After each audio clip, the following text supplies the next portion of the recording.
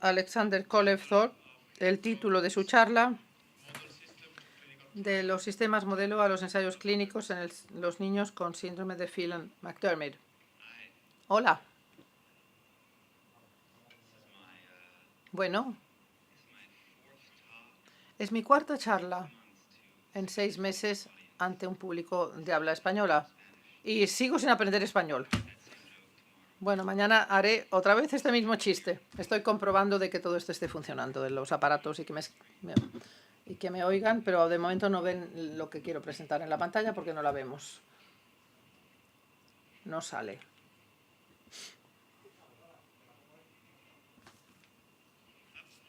Bueno, ya está, ahí está. Alguien hizo algo y ahí está. Ah, yo lo hice yo mismo. Vaya, funciona. Bueno, es fantástico volver a Madrid. Me enamoré con esta ciudad, creo que fue en el año 2013. Esta vez vino mi hermana, mi cuñada, todos se lo están pasando fantásticamente bien. Van a ver los 2 conciertos esta noche. Bueno.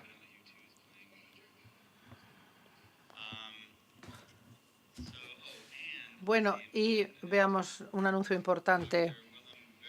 El doctor William Verhoeven, que iba a dar la siguiente charla sobre el fenotipo adulto y la historia natural, está enfermo y no puede venir. Por lo tanto, me ha pedido que dé esa charla y estaré encantado de hacerlo. Aun cuando, bueno, tiene que ver mucho con la charla que voy a dar mañana sobre PMS a lo largo de la vida. Intentaré combinar mañana esas 2 charlas y recuperaremos algo del tiempo que yo he perdido para vosotros y que lleguéis todos al tiempo para la comida. Solamente daré una charla y la siguiente charla que se ve en el programa se va a dar mañana. Todo para que lo tengan todo bien organizado. Tengo conflictos de interés. Bueno, ha sido bastante interesante en los últimos años. Distintas compañías nos abordan que de hecho están interesados en este síndrome y en enfermedades poco frecuentes en general. Y algunos están trabajando específicamente para ayudarnos a desarrollar tratamientos en PMS. Una en particular ha desarrollado un patrón compartido con el Dr. Buchsbaum y Mount Sinai sobre el uso del IGF-1. Y este tipo de conflictos de interés es importante revelarlos. Pero más allá, creo que voy a hablar un poco sobre nuestro trabajo en general. A lo mejor ya han visto esta diapositiva, pero rápidamente después de la conferencia aquí que se celebró en 2013, hemos formado un consorcio nacional con ahora 6 grupos diferentes en los Estados Unidos. Grupos en Stanford, en Harvard, en el Instituto Nacional de Salud, en Chicago, Mount Sinai, la Universidad de Texas Southwestern, y nos hemos decidido 2 objetivos críticos. El primer objetivo, y el más importante, era realmente hacer un buen trabajo de caracterizar el síndrome de Phelan-McDermid. Habíamos leído mucho de los casos en la literatura, pero había muchas formas diferentes de valorar a estos chicos, estos niños. No había demasiada congruencia a lo largo de los estudios, ni siquiera preguntas básicas sobre la prevalencia del trastorno de espectro autístico. Todo esto que estaba todavía por determinar. Joe ha hablado sobre cómo de importante es el SHANK3 como un gen que causa el autismo, y aún así todavía todos los niños con PMS tienen autismo. Pero creo que establecer una relación entre el autismo y el síndrome Phelan-McDermid es una ventaja porque llama la atención sobre este síndrome y utiliza una palabra que la gente entiende. Nadie ha oído hablar del Phelan-McDermid, pero todo el mundo ha oído hablar del autismo.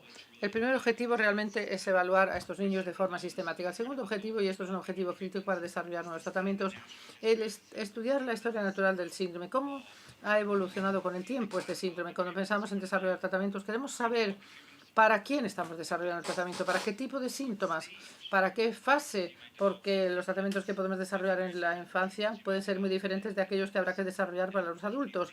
Y, por supuesto, cuando pensamos en distintas dianas de tratamiento, no queremos captar una diana que está moviéndose todo el tiempo. Si el síntoma del sueño sube y baja, a veces duermen mal y a veces duermen muy bien, no es el resultado ideal para medir en el contexto de un ensayo clínico. Y luego hablaré de esto también hoy. Como Joe ya nos ha descrito, hemos hecho un trabajo verdaderamente bueno de fijar este síndrome Phelan-McDermid en ratas y ratones y en neuronas, y esto es fantástico. Y valoramos mucho este trabajo. No hemos hecho un trabajo tan bueno haciéndolo en los humanos. Esto es cierto para el síndrome del X frágil, también para el síndrome de Rett, para muchas enfermedades poco frecuentes, pero donde comprendemos la biología, hacemos buenos sistemas modelos, pero no hemos podido trasladar estos sistemas modelos a ensayos clínicos en humanos.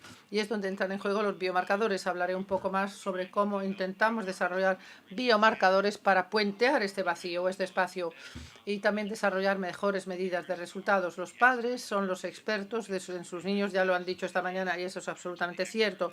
Los padres son los expertos con sus hijos, pero tal como lo entendemos, los padres no son tan fiables como nos gustaría que fueran para determinar si su niño va mejorando en el contexto del tratamiento. ¿Por qué? Porque todos queremos que los niños mejoren, todos esperamos que mejoren, y por ello estamos sesgados como vosotros como padres, a lo mejor más sesgado aún por varias razones. Pero bueno, por lo tanto, después de haber comprendido el fenotipo y sabemos cuál es la historia natural y tener algunos buenos biomarcadores, el siguiente paso, por supuesto, es hacer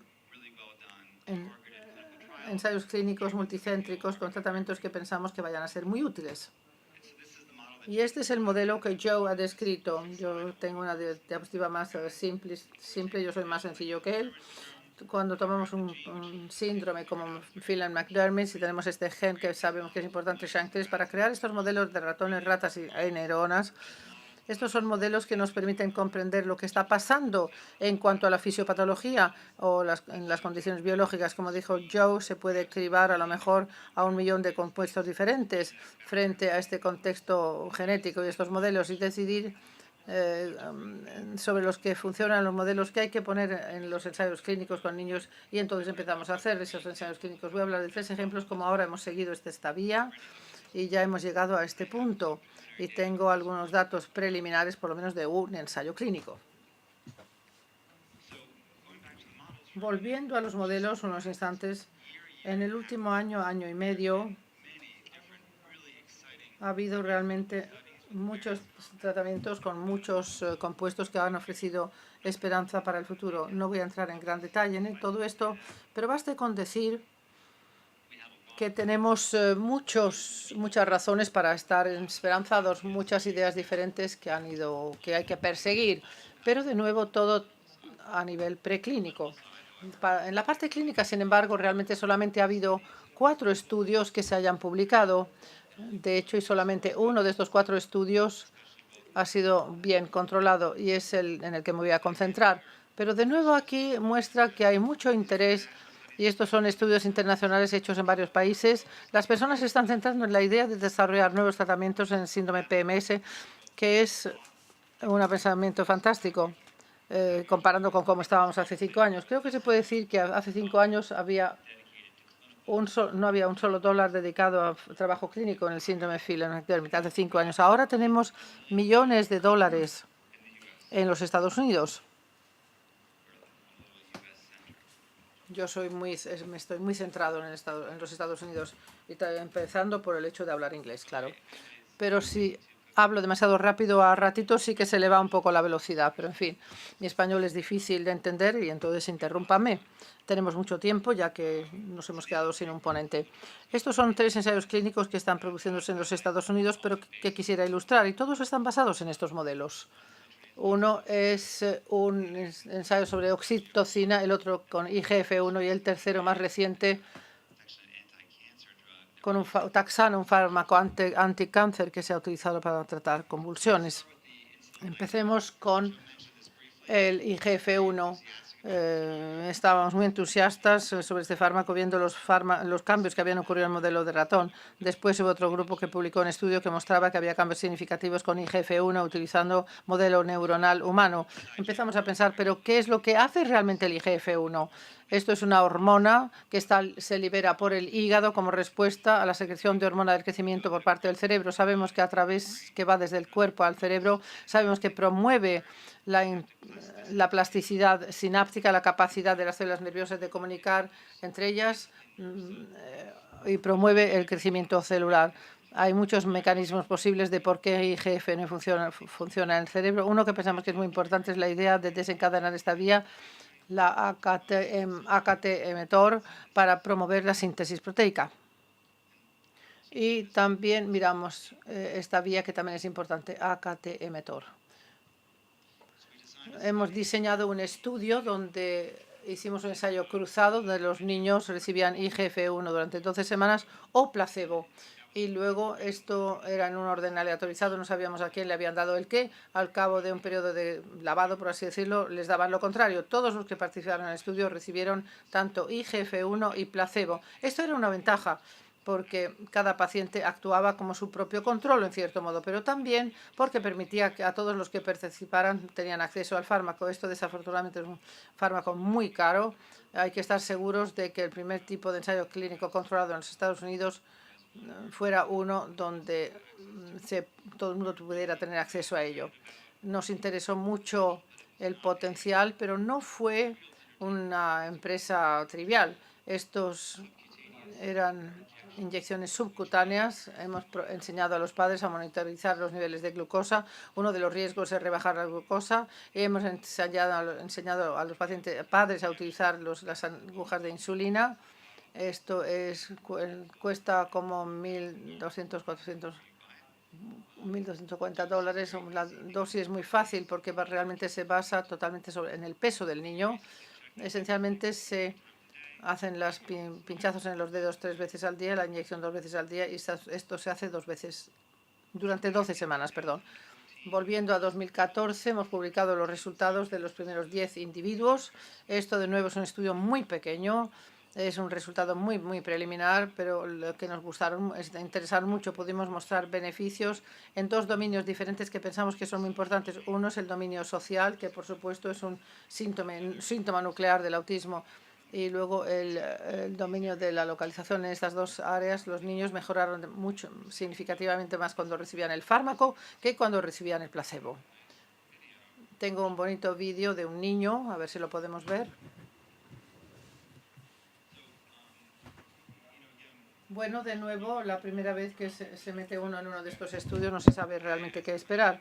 Como clínico entré bastante sesgado esperando lo mejor. Los padres que estaban participando en estos ensayos también esperaban que pasara lo mejor. La idea de dar el fármaco y el placebo juntos, que ambos recibían los 2 elementos, creo que nos ayudó. Pero describimos varios cambios en aptitudes motoras, en contacto visual, en prestar atención, nivel de actividades. Realmente hemos oído muchas pequeñas señales de mejoría a lo largo de distintos dominios y nos hizo pensar en que realmente sí que hay algo aquí, simplemente no sabíamos si eran datos que podíamos mostrar, no sabíamos si el estudio estaba diseñado de tal forma que esto realmente fuera suficiente para sacar estos datos. Una cosa es tener un buen fármaco, otra cosa es diseñar un buen ensayo, pero también hay que tener suficientes individuos para realmente poder ver la mejoría. Pero esto realmente es el vídeo, vamos a ver si lo podemos ver.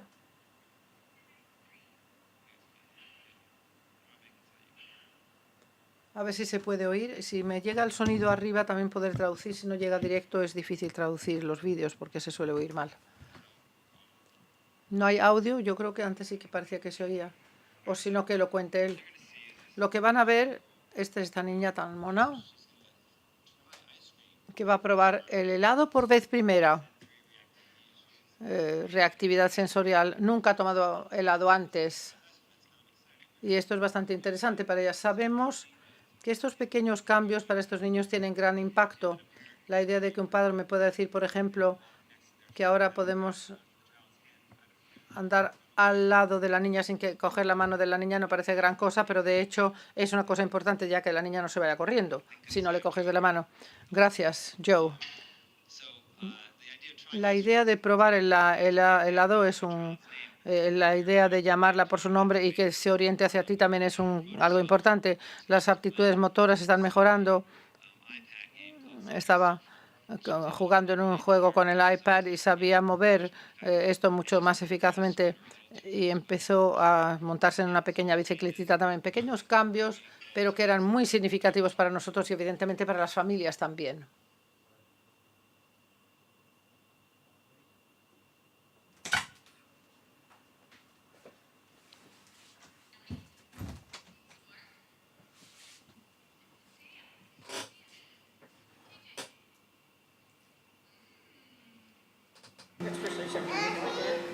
Oh yeah. Should never do that. Oop, hold on, you made Taya an ice cream. That's her sister. La pequeñita que está al lado es su hermana. Aquí la vemos cómo se está orientando.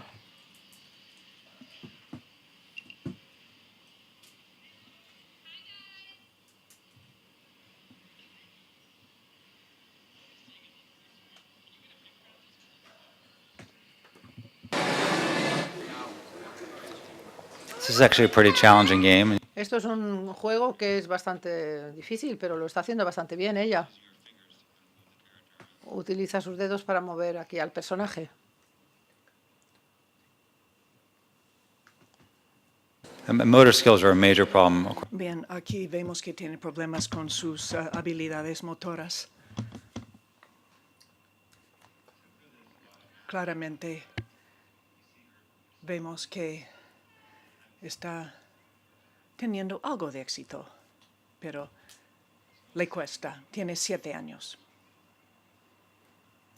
Debería de poder montar bien en el patinete. Good girl. You keep going? So that's our Taya. So we then felt confident enough. Teníamos confianza, sabíamos que algo pasaba. Decidimos hacer un estudio de seguimiento con otros 10 niños en esta ocasión. En este estudio pudimos copiar o reproducir lo que había pasado, pero solamente al combinar los datos pudimos ver el beneficio. A ver, no lo vemos aquí. Falta algo aquí. Lo que sucede es interesante, es un desafío que vemos después de publicar los datos y los padres se enteran del impacto. Luego hubo otro ensayo, nuevos padres que no habían participado antes, pues hemos visto la misma cantidad de mejoría cuando los niños tomaban el fármaco, pero luego de repente la mejoría con el placebo subió. Hubo un efecto de expectativa muy importante, no había ninguna diferencia, o podría querer decir que los esperaban mucha respuesta y estaban inflando, digamos, la puntuación debido a lo que estaban esperando, pero no pudimos reproducir el efecto del efecto social, pero en la parte de conducta de repetición. Y hubo nuevos cambios que empezábamos a ver en el primer ensayo, pero no pudimos demostrar de manera estadística. Pero al ver solamente la primera fase del estudio, esto es la parte, el diseño clásico, no es un estudio cruzado, a veces hay una infección entre ambos brazos, pero solo en la primera fase comparamos a todos los niños con fármaco, con placebo, vimos una mejoría en la hiperactividad. Esto era algo que vimos y era algo importante porque muchos de nuestros niños presentan una hiperactividad. Otra cosa importante, algo relevante a lo que oí esta mañana, era la idea de que la reactividad sensorial de los niños cambió. Hemos estudiado la reactividad sensorial en el centro CIBER. Hablaré de este trabajo esta tarde. Ahora bien, evidentemente sabemos que estos niños tienen una infrarrespuesta a estos estímulos, tienen un nivel más bajo de umbral de dolor. Cuando veo a niños hiperactivos, corren por ahí, chocan con algo, pero no reaccionan con el mismo tipo de dolor y tiene consecuencias significativas. Si vas andando por ahí y tienes un gran corte, el niño expresa dolor ni nada y el corte se infecta, conlleva muchas complicaciones importantes. O sea que la idea de reactividad sensorial es una característica básica de este síndrome. Y si comparas niños con PSM con otros niños con autismo idiopático que no tienen una causa genética, el perfil con el PMS es singular y hay una infrarrespuesta a esta reactividad sensorial y una escala perfil sensorial podemos mostrar con niños en este contexto mejoraban su reactividad sensorial, reaccionaban más y cambiaban hacia un fenotipo más típico con respecto de la reactividad sensorial. Bueno, No solo es un gran desafío este ensayo, su participación requiere 11 visitas a lo largo de 7 meses, sino que pues hay efectos potenciales, efectos colaterales potenciales. Y esto es típico en estos niños que tienen el síndrome de talla baja. Y aquí es importante centrarnos en los efectos colaterales que ocurren más en los niños con PMS en nuestro ensayo. La hipoglucemia es un factor de crecimiento similar a la insulina y esto era muy común solamente en un niño. No obstante, de los 19 niños era significativa la hipoglucemia de manera clínica, o sea que el nivel de la glucemia era menor de lo esperado, pero realmente no se correlacionaba con ningún ninguna síntoma clínica. Bueno, aquí tenemos inflamación tisular. Queríamos promocionar el crecimiento cerebral, podía promocionar el crecimiento a nivel del cuerpo. Tenía inflamación de su tejido facial o alrededor del punto de la inyección. También tenía, pues a veces había mejor en su apetito, estreñimiento y también alteraciones de sueño, y empeoraba a lo largo del ensayo su sueño, más irritabilidad, menor nivel de energía y a veces mordían y masticaban más. Entonces es evidente, niños que recibieron el fármaco tenían más efectos colaterales frente al placebo. Es muy importante ver que no había ningún efecto colateral grave, ninguna complicación médica de gran importancia. Esto es IGF-1. Yo hablo de la oxitocina. Existe en la literatura del autismo durante ya más de 20 años. Se dice que es la hormona del amor, de la confianza. Pensamos en el autismo más ampliamente. Promociona la motivación social, puede aumentar la importancia de las pistas sociales y puede reducir la ansiedad social. Nosotros en este síndrome de Phelan-McDermid estábamos haciendo también otro estudio con el autismo idiopático, pero yo lo menciono, pero su rata SHANK3 vio una mejoría en la memoria de reconocimiento social. Es un dominio muy importante porque es una característica clave del autismo. Yo hablo de esto, por lo que yo no entraré en detalle aquí, pero para nosotros, y realmente un tema común en el PSM es una mala atención. No pueden centrarse en muchas actividades. Realmente no disfrutan con sus juguetes ni miran la tele.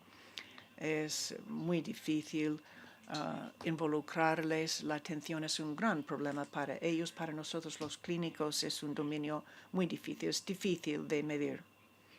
En niños precisamente con THA, hablamos de la tarea de rendimiento continuo. Esta gente que al ver un estímulo toca un botón y luego,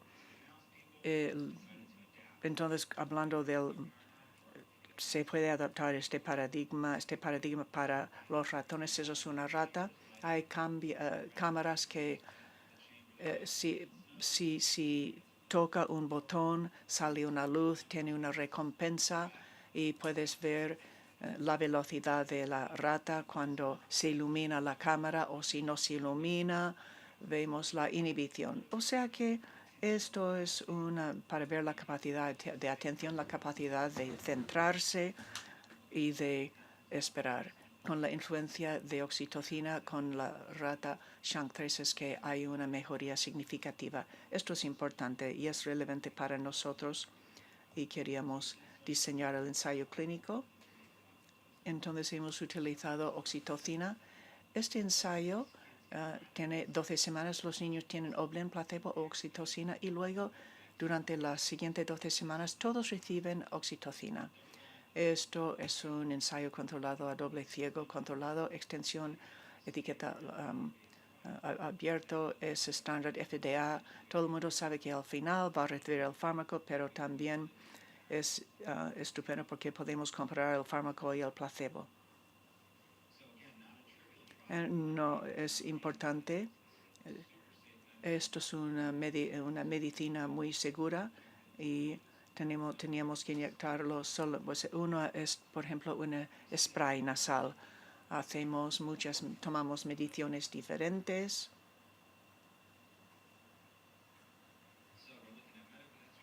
Es la historia militar. Vemos IgG.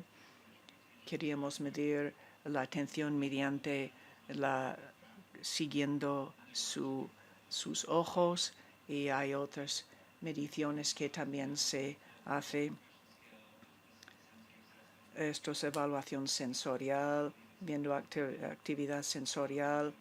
Aquí mediciones cognitivas, una medición de conducta adaptativa, aquí esto es la conducta repetitiva, etcétera, etcétera.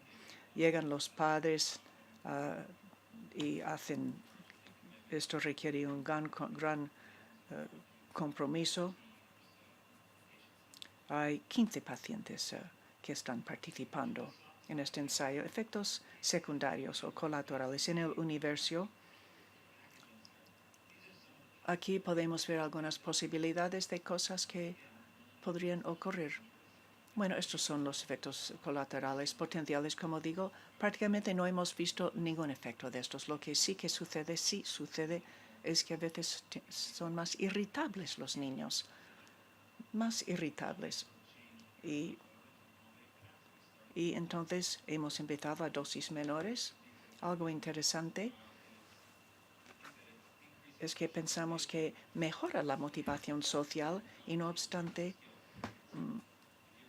por ejemplo, si uno es un chico con PMS, un chico de 15 años con PSM, de repente uno se hace más consciente de su entorno social y empieza a pensar más en las chicas, pero no sabe que no es apropiado tocar a las chicas o hablar de los pechos de las chicas, pero ese chico lo estaba haciendo. Es sorprendente, pero yo pienso que es fantástico porque hacía 6 semanas pasaba de las chicas. O sea que esto es importante y demuestra un cambio. En fin, no sé si la gente tiene miedo o si ríe o qué, pero la gente tiene otra trayectoria de esto, está bien, pero piensas en otros tratamientos adicionales para combinar oxitocina con un entrenamiento de comportamiento, pero si te interesan las chicas, pues no tienes que tocar sus pechos, tienes que hablar con ellas. Esto es oxitocina. Ojalá tuviese datos preliminares para vosotros, pero la siguiente vez sí que los tendré. Queremos acabar con 20 pacientes y hacer un análisis preliminar y luego para progresar a partir de ahí. Pero la oxitocina, a mí me parece, es mi sentir. No hemos analizado los datos de momento, que hay un subgrupo de niños para los que importa mucho, influye muy positivamente. Otra ventaja del ensayo es en periodo de 3 meses y yo sé que todo el mundo toma el fármaco y luego les retiro el fármaco y al mes les pregunto qué tal sin tomar el fármaco. Yo sé si han mejorado 3 meses tomándolo y entonces un mes después si veo que han empeorado. Aquel chico que estaba interesado en las chicas no salía de su casa sin su sombrero. No salía si no encontraba su gorra, digamos. La primera vez que le vi tenía su gorra, tenía 50 años la gorra. Bueno, se podía ver el plástico. Llevaba unas gafas de sol eran gafas rotas y tal, pero tenía que ser ese par de gafas. Esa gorra. Y digo, ¿dónde está la gorra? ¿Dónde están tus gafas de sol? Bueno, ya no los necesita. Y es un ejemplo de una decena de conductas repetitivas que, bueno, desaparecieron a lo largo del ensayo. Es muy mensurable. Los padres dicen, ahora vamos a salir. El niño sale de la casa. No estaba corriendo para encontrar su gorra. Tristemente, un mes después de acabar el ensayo, volví a ver la gorra en mi consulta. Bueno, un caso, pero bastante objetivo. Sé que los padres no estaban un poco Bueno, seguramente no querían que el hijo, o sea, que los padres quisieran que el hijo siempre saliera con la gorra. Bueno, esto es una promesa para el futuro. Nosotros somos 25 clínicos y científicos básicos. Queremos averiguar cómo ayudar a estos niños y luego colaborar con instituciones académicas y científicos donde todo funciona muy lentamente, pero es un ejemplo de una empresa de biotecnología. Se nos acercó y dijeron, hey, hemos encontrado este fármaco, estamos pensando en el mecanismo y pensamos que tiene relevancia para el gen SHANK3 y el síndrome de Phelan-McDermid. Hemos eliminado 2 copias del gen SHANK3 en el modelo. Estamos probando el fármaco porque pensamos que puede ayudar a los niños potencialmente. Son ellos que se nos acercaron. Se trata de un fármaco que se llama precisamente, hablamos de MAP, son las MAP finasas, son medidores críticos de la supervivencia neuronal y de la plasticidad sináptica.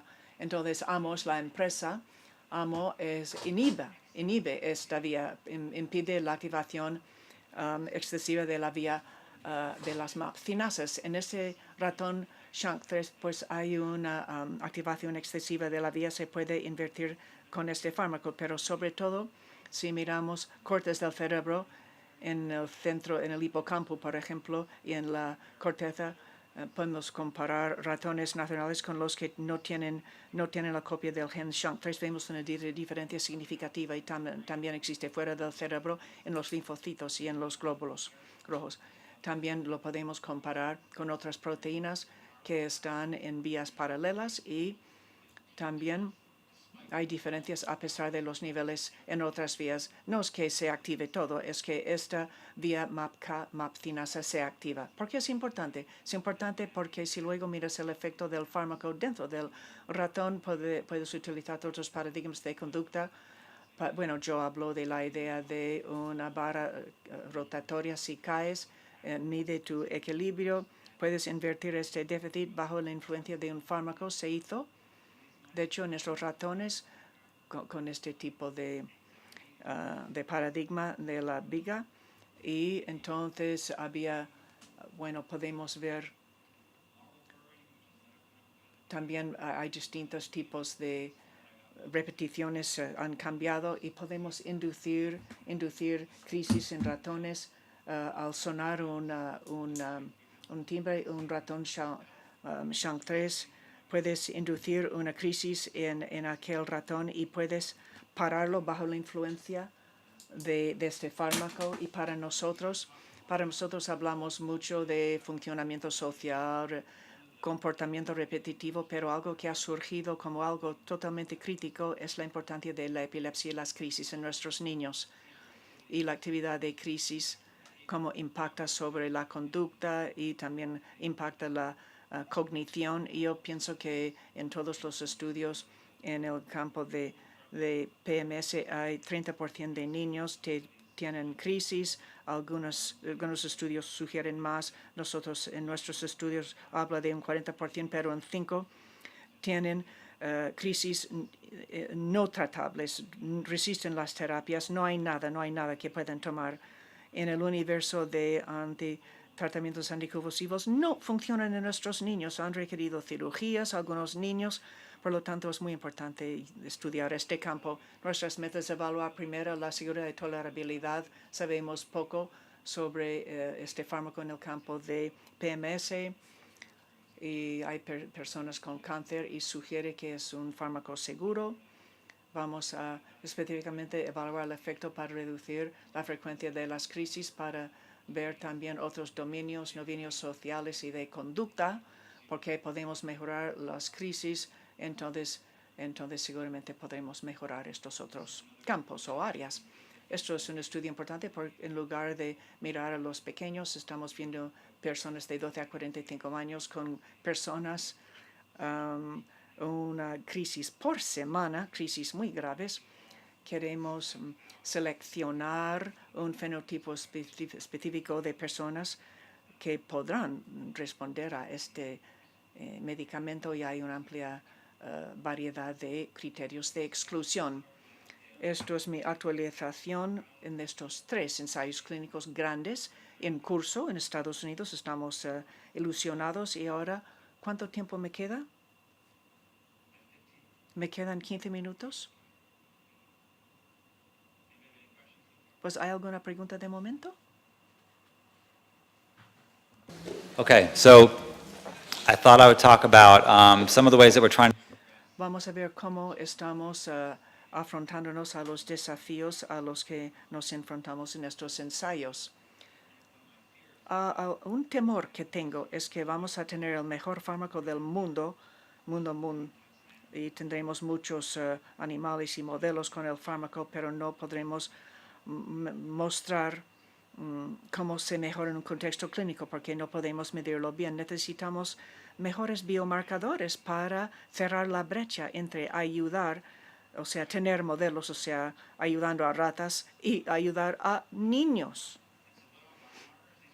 Bueno, ¿qué son biomarcadores? Son características que se miden de manera objetiva para evaluar un proceso biológico normal o patológico y pueden, de manera importante, ser utilizados en combinación con otras herramientas clínicas para seguir los cambios con el tiempo en respuesta al tratamiento. Esto es muy importante. Hay muchos ejemplos de biomarcadores, la genética, los genes. Esto es algo que ya estamos haciendo. Estamos seleccionando niños. Sabemos que tienen una única causa genética del autismo cuando y sabemos cuál es la biología subyacente. Con el síndrome de Phelan-McDermid vamos muy bien, pero ¿qué vamos a medir en un ensayo clínico? No podemos siempre ver, de momento no podremos ver la expresión de la proteína SHANK3 va a aumentar. Esto es otro ejemplo de un biomarcador a propósito, pero nos interesa la función cerebral. ¿Cómo podemos medir la actividad eléctrica en un cerebro ante un estímulo? ¿Cómo responde ante este estímulo la excitación del cerebro frente a su inhibición? ¿Cuán bien se autorregula el sistema? Podemos medir seguir los ojos, estructura cerebral. Voy a centrarme en la electrofisiología. Aquí todo ha de ser muy objetivo. No pueden depender de mi impresión. Yo no puedo mirar a un niño en mi clínica, darle un fármaco y pienso, ay, se mejora. Esto no es suficiente. No puedo pedir a los padres lo mismo. No es suficiente. Los padres son expertos, pero no para tanto. A veces los niños cambian. A veces hay mejorías y luego cambia. Y a veces empeoran las cosas. Y puede que no tenga nada que ver con el fármaco. La cuantificación es importante.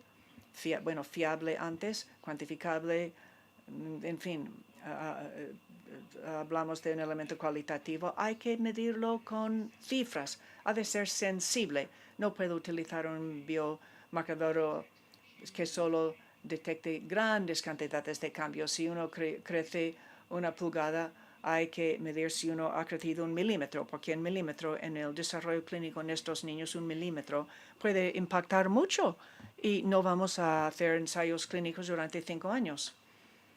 O sea que esto de pulgadas o centímetros no es una analogía clínica muy bien, pero a veces hay pequeños cambios a lo largo de 2 meses, pero estos cambios conllevan a mayores cambios con el paso del tiempo. Las medidas han de ser muy sensibles. Biomarcadores. Podemos hablar de una patología heterogénea como autismo y podemos utilizar biomarcadores para dividir subgrupos y aplicar distintos tratadores a los subgrupos. Estos biomarcadores en PMS serán importantes para el autismo más ampliamente. Es importante que el PMS no solamente son 150 familias en España, puede ser millones de familias afectadas por el desarrollo de trastornos. El PMS puede ser utilizado para mejorar tratamientos de millones de niños. Bien, nuestro enfoque, nuestro abordaje aquí, llevado por Pave Cyper, y luego PhosPhage, se trata de electrofisiología, marcadores de electrofisiología. Es útil, tiene valor, se puede utilizar con modelos, se puede utilizar ratas, es como si fuera un EEG para medir las crisis, es la misma tecnología. Una medición que utilizamos es más sencilla. Son 3 electrodos pequeños al cuero cabelludo, se hacen 15 minutos frente a 48 horas, que a veces requiere un EEG. Básicamente vemos el equilibrio entre actividad excitatoria en el cerebro y la actividad inhibitoria del cerebro para averiguar cuál es el equilibrio. En fin, vamos a hablar de tratamientos personalizados. Es importante monitorizar la respuesta al tratamiento con el paso del tiempo y pensamos que hay una correlación entre la respuesta en las medidas electrofisiológicas y algunos resultados clínicos. Y yo hablaré de esto a continuación. Bien, podemos hablar de potenciales evocados visuales transitorios. Se trata de se conecta 3 electrodos a un niño, solo tiene que participar, involucrarse con una pantalla de vídeo y evoca una respuesta enseguida. No hay que seguir nada. Podemos ver si la mirada sigue la trayectoria correcta. Se trata de una forma específica de la onda. Aquí vemos la onda. Después de 60 milisegundos, vemos una pequeña subida y una bajada. Esto refleja el impulso excitatorio. La actividad eléctrica excitatoria refleja el glutamato. Ya hemos visto el glutamato.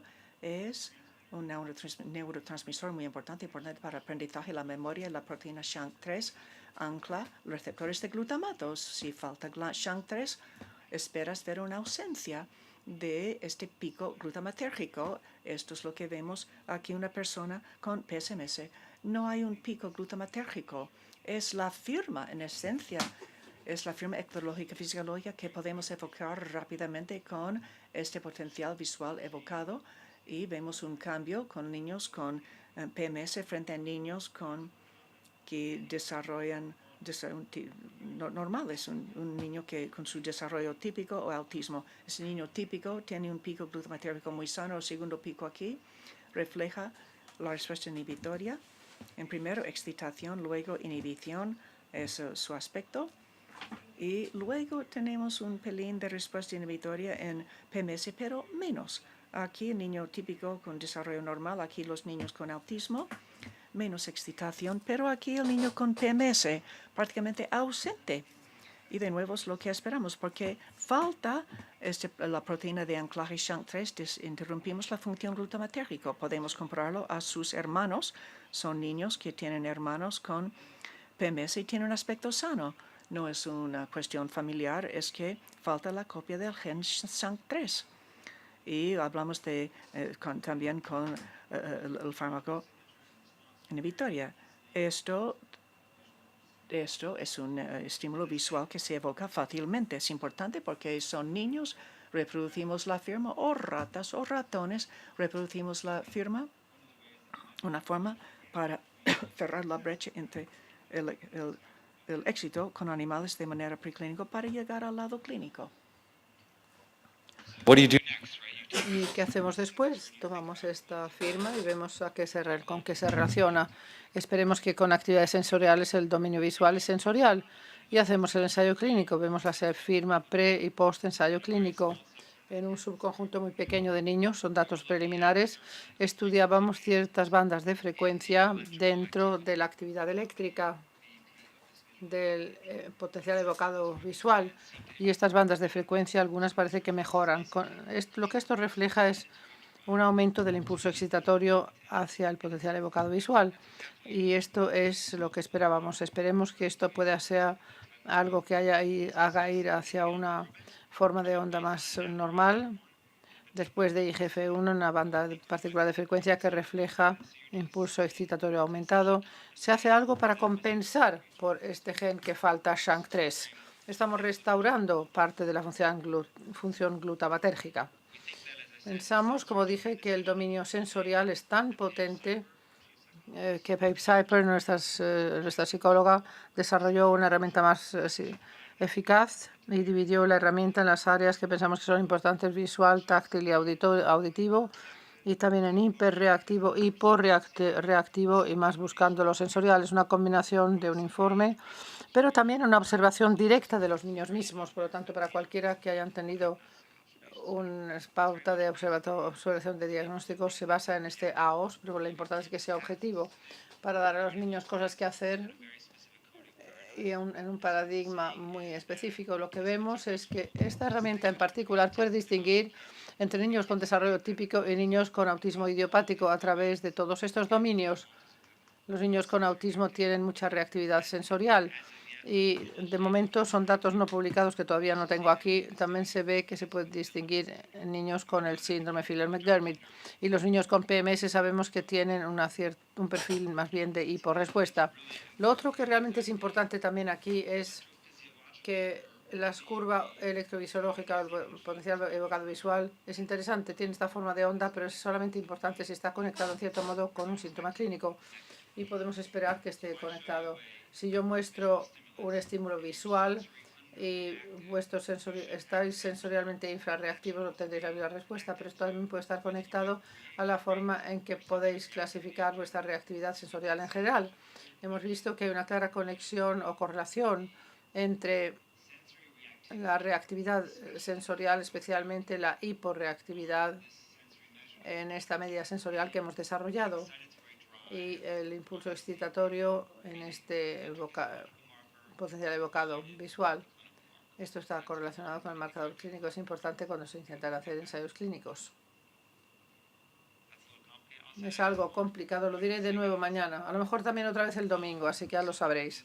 Lo que es importante también es este marcador clínico cambia con respecto al tratamiento. Y de hecho sí, de nuevo un subconjunto de niños para ver esta herramienta de valoración sensorial pre y post IGF-1 vemos una mejoría, vemos que mejora globalmente, pero vemos que esta mejoría está determinada sobre todo por una mejoría en la hiporreactividad. Son menos hiporreactivos como respuesta a IGF-1. Dos minutos. Skip this. These are our study contacts. Estos son los contactos del estudio y estos son mis agradecimientos. Esto es mi equipo. Muchas gracias.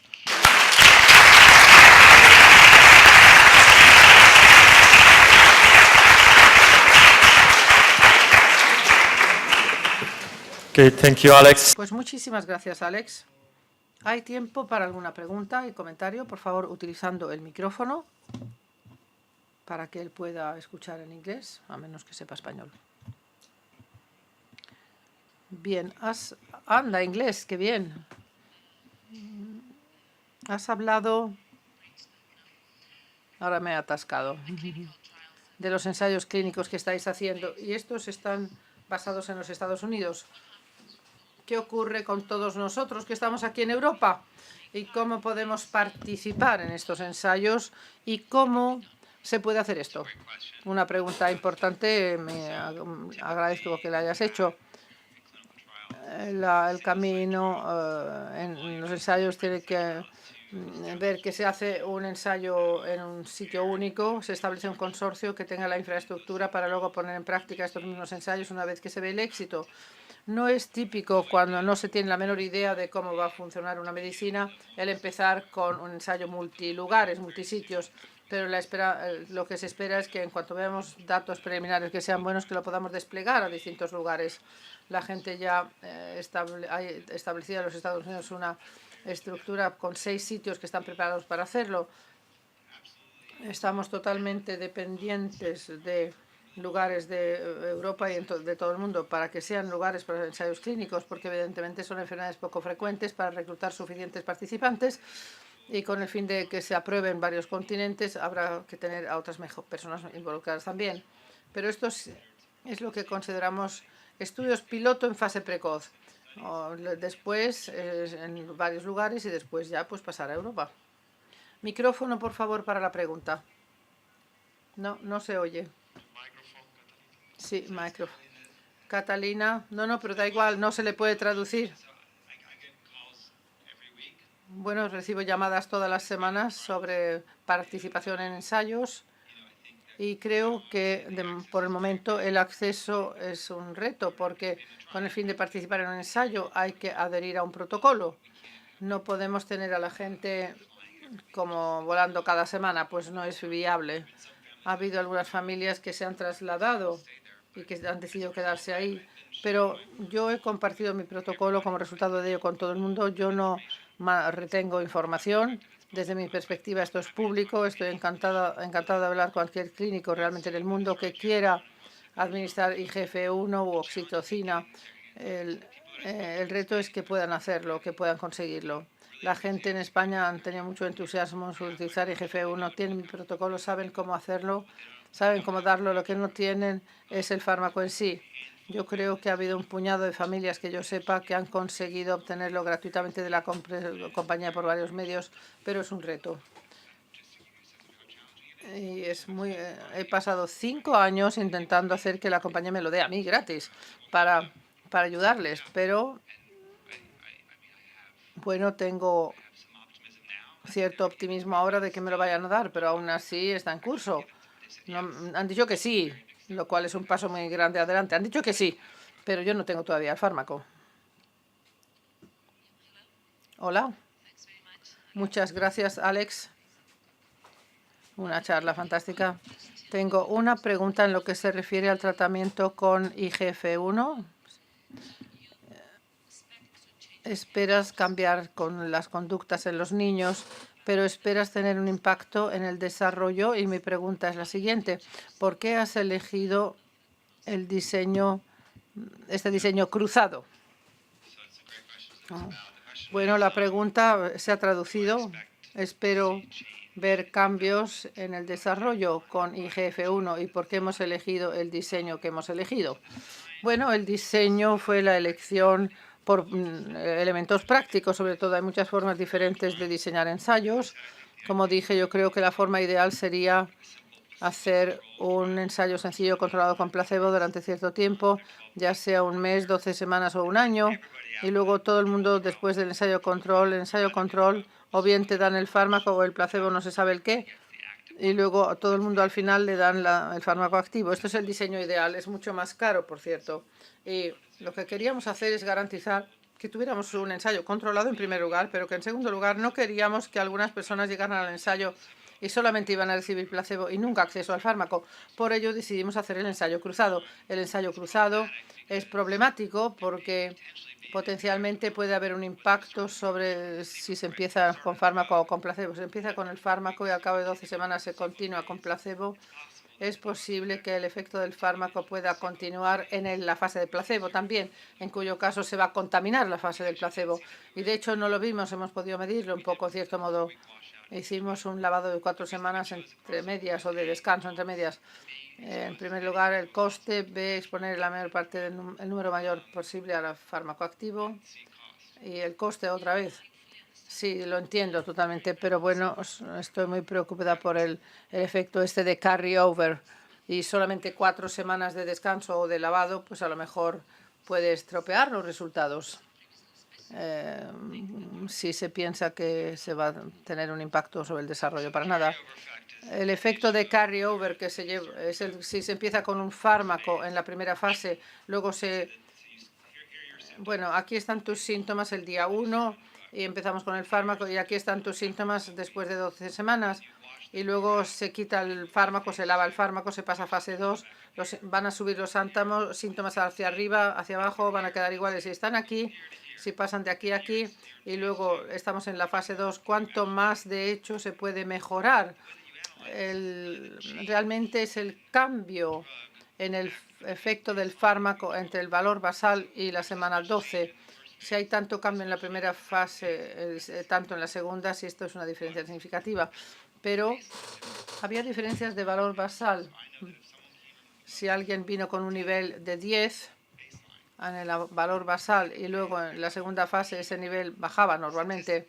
Estadísticamente se puede responder de ello. Básicamente se puede covariar por las diferencias basales y aún así vimos mejorías significativas. Pudimos ver esto y mostrar que no había ningún efecto significativo de remanente, lo que llaman en inglés carryover, pero de remanente. Y no tuvo impacto sobre el ensayo.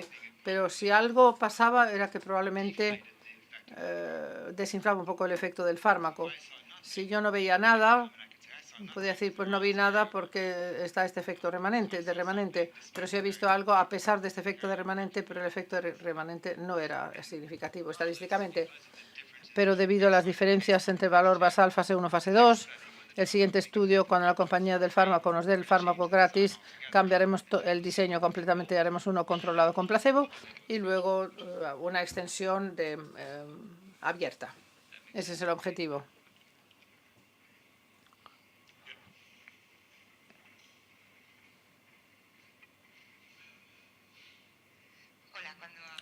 When you talk about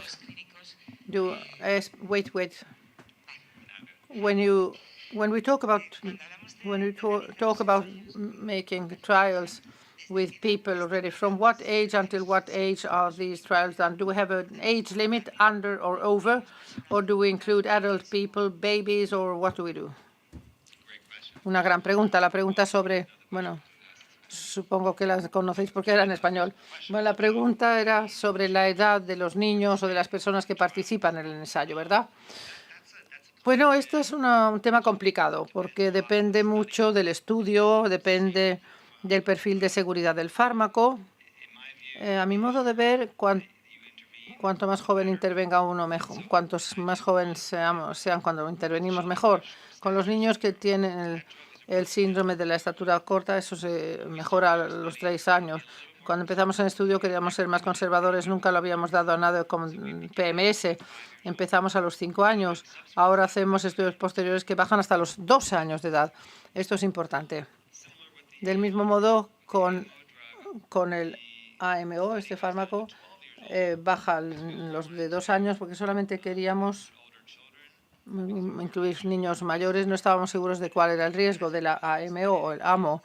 El estudio no se ha hecho en niños por debajo de 12 años, pero en cuanto vimos la seguridad pasamos a niños más pequeños. El objetivo es tener medicinas que estén disponibles a lo largo de toda la vida. Actualmente, ahora la idea de un estudio de los 2 a 12 años y es debajo de 13, porque no quiero dar un factor de crecimiento a un niño que ha terminado su crecimiento físicamente. Evidentemente, el crecimiento cerebral es una cosa, pero el físico es otra cosa. Si se da un factor de crecimiento a un niño que ya ha consolidado sus placas, sus cartílagos de crecimiento, puede ser peligroso, no lo vamos a hacer. Pero queremos también tener estudios en adultos. El estudio AMO también va hasta los 45. En el estudio de oxitocina creo que va de 5 a 17 años o 2 a 15, pero todo tiene que ver con cuándo empezamos y eventualmente negociamos para que sea cada vez más amplio y también haciendo distintos estudios porque los niños pueden responder de forma diferente a una edad y a otra. Yo creo que en principio hay 2 principios que nos guían. Uno, queremos empezar lo antes posible y garantizar que desarrollemos tratamientos para adultos también.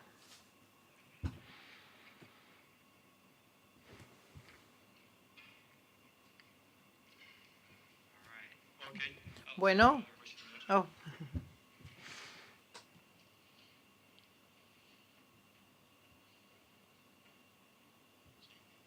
Yes. Thank you very much. Thank you. We know that our children usually have, they go back, they have regressions, and most of them, not all. This drug, have they given it knowing that these children can have a regression after giving them the drug? Have they had regression? So the drug, once they have removed it, maintains. I don't know if you understand the question. Sí, comprendo la pregunta. La pregunta era 2 preguntas. Una, cuando evidentemente hay un subconjunto de niños que tienen PMS, que tienen retrocesos, que pierden habilidades motoras o de lenguaje. Hablaré de ello mañana y estamos respondiendo de ello. Bueno, tenemos esto en cuenta en el ensayo. Incluiremos a todo el mundo en el ensayo independientemente de si han tenido este tipo de retrocesos. Yo creo que la segunda parte de la pregunta era que después de que han recibido un tratamiento, si mejoran, cuando paramos el tratamiento, si pierden la ganancia que han conseguido con el tratamiento. Solamente hemos decidido estudiar esto de una forma que es el momento de 4 semanas después de que se ha interrumpido el tratamiento. Cuando se da el fármaco 12 semanas, por ejemplo, luego se para y vuelven un mes más tarde. Y en el caso de IGF-1, por ejemplo, hemos estudiado ese dato y no vimos ningún tipo de pérdida. Las ganancias obtenidas en el contexto del ensayo se habían mantenido.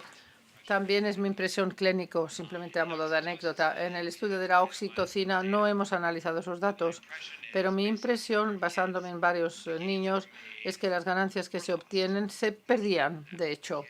Los niños que pensábamos les iba mejor, como este niño con el sombrero de béisbol y las gafas, volvió y necesitaba volver a tomar la oxitocina. Oxitocina, afortunadamente, especialmente en Europa, está disponible comercialmente, se puede recetar y simplemente se puede tomar. En muchos casos, los niños que habían participado en el ensayo de oxitocina, después del punto de las 4 semanas, les poníamos otra vez con la oxitocina. Es barato, es fácil de obtener y les iba mejor de nuevo. Esto es afortunadamente algo bueno. En cuanto al AMO, ensayo AMO, no tengo la menor idea porque solamente hemos hecho con un individuo. Este individuo, desde luego, mejoró, evidentemente mejoró. Yo no sé todavía cuál va a ser el seguimiento. Si yo tuviera que adivinar aquí, con un factor de crecimiento, por ejemplo, mejoramos en cierto modo la trayectoria del crecimiento. Estos niños, al cabo de 12 semanas, no hablan ni hablan, no hablan ni andan, pero van haciendo ganancias pequeñas y esta trayectoria parece que va aumentando un poquito. Cuando se para el fármaco, a veces enlentece la trayectoria, pero mi sensación es que no están regresando, yendo en retroceso, para utilizar esta palabra que nos asusta más. Contesta la pregunta, ¿verdad?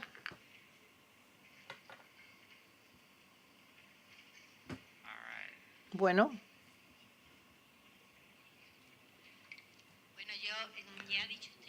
You have already said that tomorrow you will talk about the regressions, but after the question that has been just asked, I wanted to ask you as well, because my child is 20 years old, and when he was smaller, he had many regressions in his development. He was diagnosed paroxystic activity during sleep. He received anti-epileptic drugs, including prednisone, ACTH, and nothing of that sort was able to stop the paroxysmal activity. That was when he was up to the age of 6, 7 years. And that was left like that. And right now, I don't know, he has some paroxysmal activity. He's quite developed. He's 20 years old. And no EEG has been done during sleep on him. But they were unable to control that paroxysmal activity. The AMO, the drug for epilepsy, although he never had seizures, in this case, could that be effective for him? Could it be tried? Is his age good for trying that drug? Pues gracias por la pregunta. La pregunta sobre retroceso en general, también sobre la contribución, básicamente, de cambios en la actividad eléctrica del cerebro y a menudo incluso convulsiones, y si esto contribuye también a la regresión y también si sí o no una medicina como el fármaco AMO podía ayudar. Bueno, la regresión o el retroceso realmente es un tema muy importante. Yo creo que he preparado algunas diapositivas para mañana y todavía seguimos aprendiendo. He vuelto a poner esto aquí porque justo después de intentar comprender lo que es cuál es el fenotipo, lo siguiente más importante para nosotros es intentar comprender cuál es la historia natural y cuál el papel de la regresión es para estos niños, porque es muy significativo. Yo creo que solamente para un pequeño subconjunto de niños es muy significativo y parece como que, por lo menos a nivel anecdótico, las convulsiones pueden ser un desencadenante para un retroceso, lo cual es cierto en el desarrollo normal también. A veces niños que se desarrollan normalmente sin ningún tipo de patología tienen convulsiones, podemos ver cambios en sus aptitudes, etcétera. Desde luego hemos tratado este punto. Yo creo que lo primero es llegar a una definición de qué quiere decir realmente la regresión o el retroceso. Implica muchas cosas para gente diferente. De ello hablaremos también mañana. En cuanto al estudio AMO, la evidencia de que va a ayudar a las convulsiones se basa en un modelo animal muy afectado, porque de hecho Les faltan 2 copias de su gen SHANK3. Evidentemente tengo esperanzas al respecto. Creo que vale la pena estudiarlo. El equilibrio entre el beneficio potencial y el riesgo es mucho más a favor del beneficio. Estamos avanzando hacia adelante.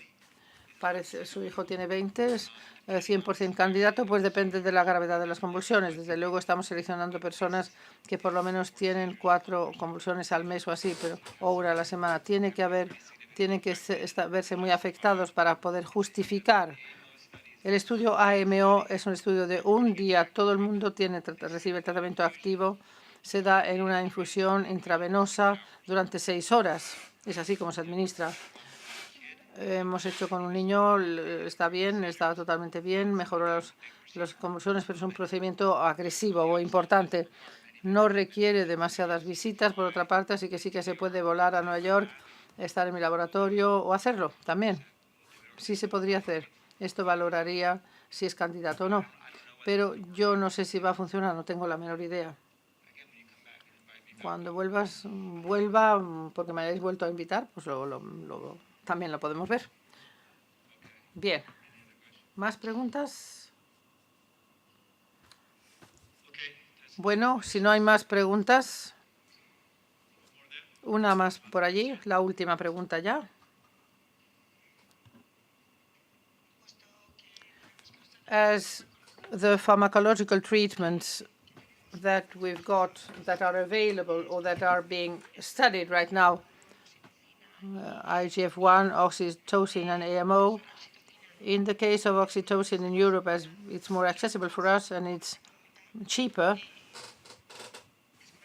you have said that it could be prescribed. In our case, if we wanted to go to the physician under medical supervision, if we wanted to try this trial and error because we don't know nor the benefit nor the risk, and according to the criterion of each parent, they can decide to give it or not. It is recommended. Is it dangerous? Is it worthwhile to try it? I don't know. I think that according to the evidence, the oxytocin has fewer contraindications. Maybe I'm wrong. I'm a pharmacist. I have an easy access to it, and I'm the one who deals about the scientific issues in the association. Is it good to go towards that field or not? That's my question. Sí, una pregunta muy interesante también. Joe, la pregunta básicamente era que si hay un medicamento que está disponible, a la que se tiene acceso y con un perfil benigno de seguridad, ¿por qué no simplemente intentarlo en tu hijo? Porque realmente no hay tratamientos disponibles. Puedo entender esta perspectiva. Tengo un conflicto ahora mismo. Por una parte, soy clínico y quiero ayudar a estos niños. Y por otra parte, soy científico y quiero estudiar de una forma sistemática el efecto de este fármaco.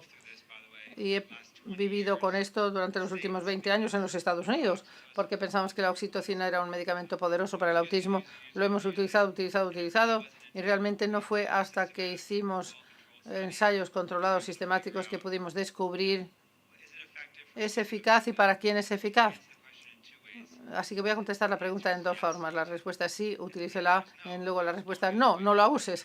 Tienes que esperar al ensayo clínico.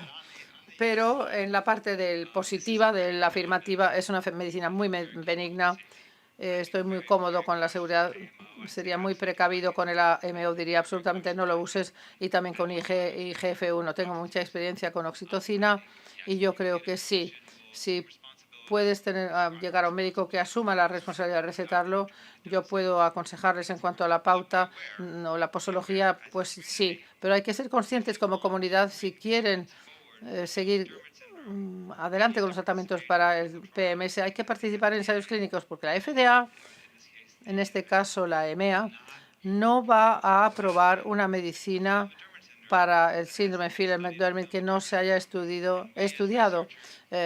Nosotros como investigadores no vamos a incluir a personas en ensayos clínicos que ya hayan respondido al fármaco. Así, eres farmacéutica, tienes pasión por tu hijo, probablemente también por investigación también. Dices, pero a mi hijo le fue fenomenal con la oxitocina, quiero contribuir a la investigación. No, no puedes, ya estás fuera de ello. porque es un conflicto, así que es un sesgo que hay ahí. Bueno, esto es el equilibrio. Y de paso hay un muy pequeño universo. Cada niño que pruebe la oxitocina ya no será candidato para un ensayo. Y esto socavará el esfuerzo del campo intentando que se aprueben las medicinas para los niños. Esta es la precaución que hay que tener. Pero clínicamente, pues sí, si es mi niño, pues claro, si quiero ayudarle y esta es una opción segura, pues lo haría. Joe.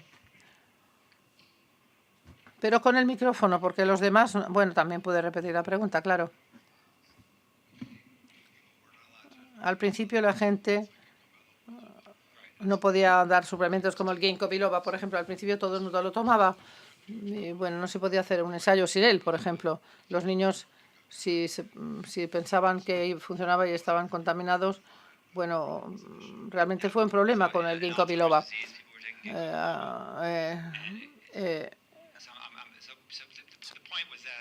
La idea era que en la enfermedad de Alzheimer y otros problemas importantes la gente intentaba estudiar el efecto de ginkgo biloba, pero todo el mundo ya lo estaba tomando, así que era imposible.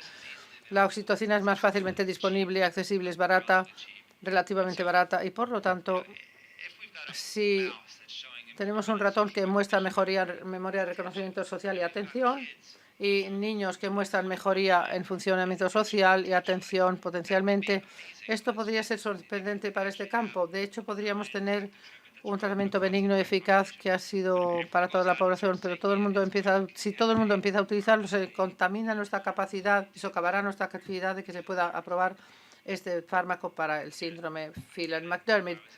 Pero bueno, lo sé. Si alguien me puede decir, bueno, yo digo la respuesta que he dicho antes, claro. Es algo que tenéis que conocer, que saber que esto pues lo que puede pasar. Es así como funciona. Pues muchísimas gracias.